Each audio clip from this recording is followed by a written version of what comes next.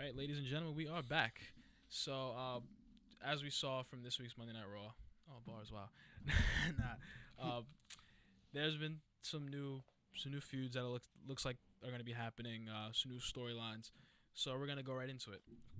So the first one I'm going to discuss is Cesaro and The Miz. Now, just to give you some background, at WrestleMania there was a ladder match for the Intercontinental Championship. Zack Ryder won, surprisingly. Lost it the next night to The Miz. Lost it again on SmackDown. Probably not going to get another shot. So. And so then you had Cesaro come back that same Monday night where Zack Ryder lost it. And he, with the, I don't know, Shane McMahon, I guess, not ordered, but had Cesaro face Kevin Owens to be the number one contender. Cesaro won. And so it looks like it would be Cesaro and The Miz for payback, I'm assuming. So, yeah.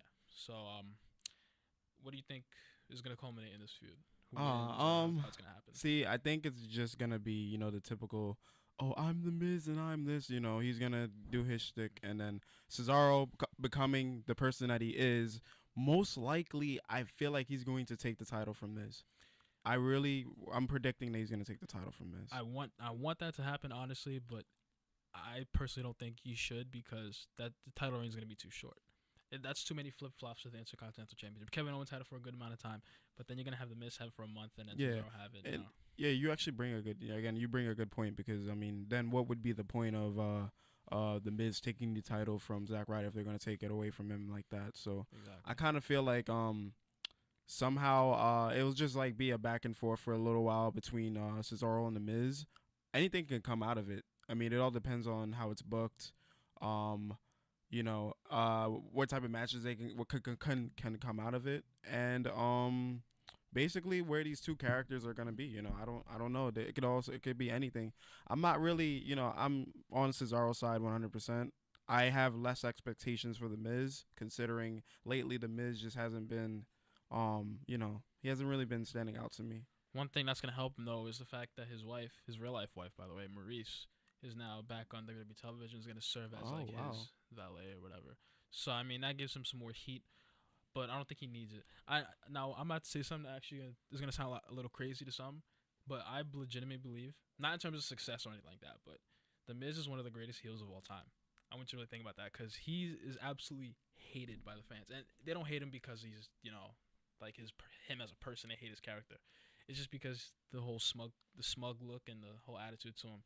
So I legit believe that. And let me say that I agree with you on that. I think just recently I just haven't been with The Miz, but back in maybe 2011 when he had the title, I was actually on his side. I was like, yo, he could actually be the next top heel. Yeah, but they just crushed that whole thing. The Miz is a great talker, great promo person. Yeah. Great on the mic, great athlete in my opinion. Yeah. It's just lately he has been booked poorly. Definitely. I think he was on a losing streak for a while. Yeah. Yeah, so there's that one. And then we have the tag team tournament. So there was a tournament to determine who's going to face the New Day for the tag team titles. We said that on the last segment. And so far the semifinals have been decided with you have the Usos and the Dudley Boys, they advance on Raw. Then you have the Vaudevillains and Enzo and Cass, they advance on SmackDown. So what do you think is best for who should win this tournament or all right, so I'll tell you what I think is best. I think I want to see Enzo and Cash. Oh, I want to see them. Yeah, I want to see them. I like the Vaudevillains too, personally. I like the Vaudevillains, but Enzo and Cash stands out to me. They're on fire right now. They're hot with the fans. You have to take advantage of this. I want to see that. So, but I really think what's gonna happen is the Dudleys are gonna fight the Usos. Again. I really feel like that's going to be the thing, and I feel like the Usos are going to take the titles again, unfortunately. I don't really feel like that's going to happen because I think in the Usos match against the Vaudevillains, I feel like the Anderson and Gallows are going to have something to do with that. Because remember on Raw, they went after the Usos. They didn't go after, who was it that they faced? The Social Outcasts, but who cares about the Social Outcasts, really? Yeah, they're like the 2016 Job Squad. Yep, pretty much. As soon as I heard that they were a team, that's immediately what came to my mind. Job Squad. Yeah, but so they went after maybe they're going after all the tag teams. I don't know. Maybe they might go after the Dudleys next. I don't know. But if they're gonna have a little thing with the Usos, I feel like they're gonna interfere in the match against the Vaudevillains, giving them the win because the Vaudevillains are heels, of course, so that might make sense. So and also I feel like the finals, if the finals is Enzo and Cass and against the Vaudevillains, it's almost like a passing of the torch of the tag team. Yeah, and like that's what I want to see. I want to see new tag teams advance. Definitely. And this would be a great way for it to be credible, because here you guys are. They had to battle in a tournament, and a lot of tournaments is always like a top heel versus somebody that's trying to get over, but it's always a top heel that succeeds. So let's make it fresh, bring in these new tag teams and have them fight out for the title in a classy manner. But it doesn't happen that way. And also another thing that will make it perfect is the fact that Enzo and Cass are, I'm assuming they're baby faces, and the Vaudevillains are heels, so that makes perfect sense. Exactly. So there you go. All right, then we have we're gonna say that one for last. That one right there. Natalya and Charlotte for the women's title. I feel like this is long overdue. Natalya is such a great wrestler. Great wrestler. I'm a huge fan of Natalya. I feel like she should have had her shot way before. Maybe they felt like it'd be disrespectful for her to have that title because of the design and all that. And I don't know. I mean, has she had it before? She has, right? She has had it. Yeah, she's had it.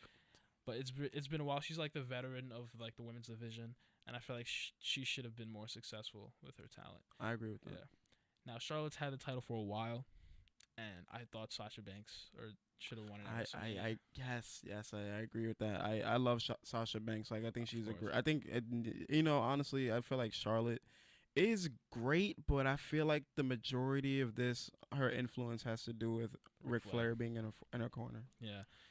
I actually reading online like what comments someone said, how this might turn into a whole Bret Hart versus Ric Flair thing when Natalya and Charlotte. That's a good point.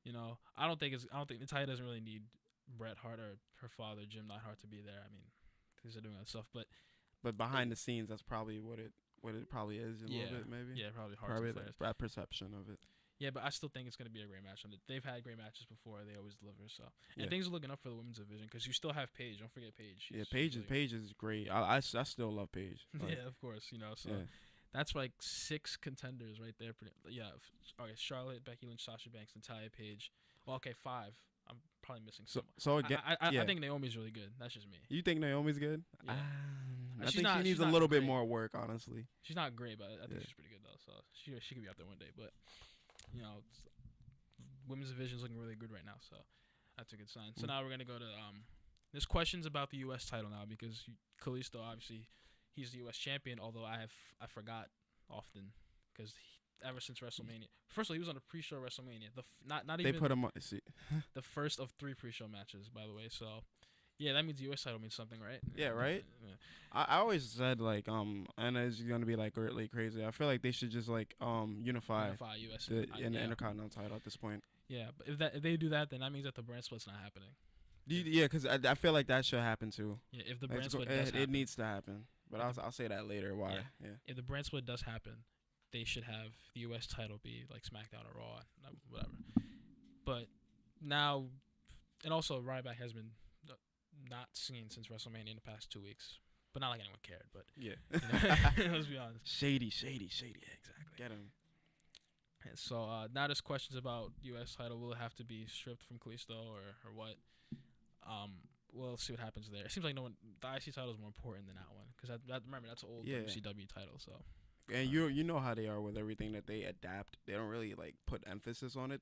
Last time I've remembered the U.S. title has been important to WWE was maybe back in 20 like not 20 back in 2004, like when we had Benoit and all these guys battling for JBL. Big Show.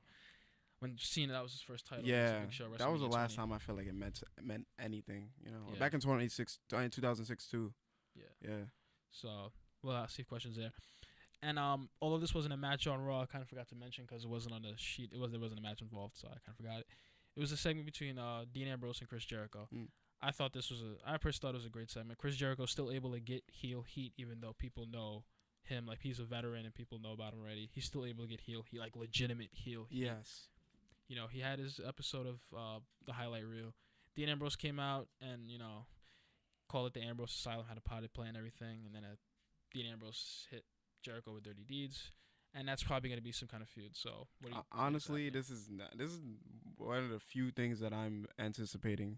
honestly, with Jericho and Dean Ambrose, both great talents on the mic and in the ring, had a great segment. They really delivered. I laughed. I really laughed when Yeah. he did. Jericho does the normal look at me when I'm talking to you, boy. He's like, Yeah. do you understand what I'm saying to you right now? And he's like, you still gonna tell us where you got that scar from? 'Cause he's wearing the $700 scar. Yeah, that got me upset when he said it was $750. I was like, hey Jericho, I see you shining, but Yeah, still, like, but when Dean Ambrose just like disregarded everything he said, he's like, so you're gonna tell us? I thought that was brilliant. yeah, That was really funny. that was a great segment. It was a great segment. I mean, I think they'll have great chemistry together. they would. Now, I would get a lot of heat from the IWC when I say this, Oh man, but I'm not a huge Dean Ambrose fan. Like, Oh, I love him on the mic, but when he's in the ring, his matches don't seem to be that special to me. I don't know whether he's able to do more and he just doesn't, or they're like pacifying him. you know what he is like. My voice cracked. That was crazy. You fine. know what he is like. He's from CZW, That's so like, yeah. that's hardcore. That's wrestling. like the He's not hardcore really thing. so much of a technical wrestler. Oh no, he doesn't have to be Yeah. technical to be good. I mean, Triple H is good. He's not technical. Yeah, true. So, but But I feel like doesn't he's do just more of a much. hardcore talent. Yeah, like yeah, pretty much.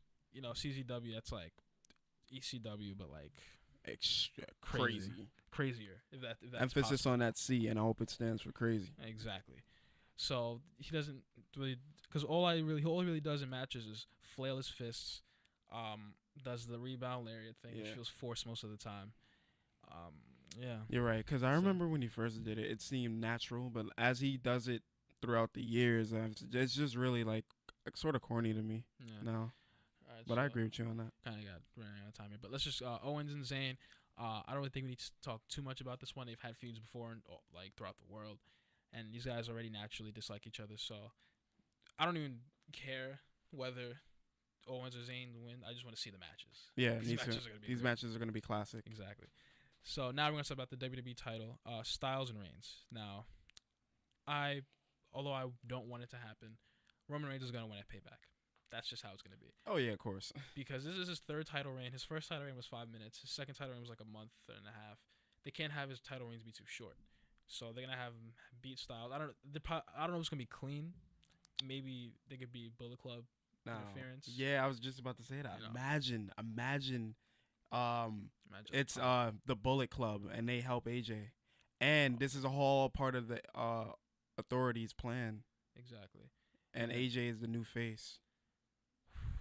Oh man. Oh, See, WWE, if you're listening, if you ever listen to the show, please take that idea, because I know you're not going to, and that is shady, but yeah. that is a brilliant idea. I feel That's like a classic I feel idea. like the people that watch wrestling that are our age, Yeah. we'd be way better at writing this stuff than they do. Please give us jobs. Yes, please.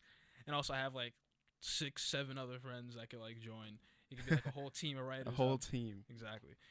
So, but yeah, Reigns is probably gonna make Bullet Club interference. Maybe Finn Balor might debut at Payback. I don't know, but I feel like Reigns is more than likely gonna win at Payback, and that could continue the feud up until maybe I don't know SummerSlam. That's a little long. Yeah, because I feel like something has to happen. They're both baby faces, you know. Yeah, Like Roman something- Reigns is supposed to be a baby. Yes. Oh no, Roman Reigns is the guy. The guy. He's the face of the WWE on the WWE Network, $9.99.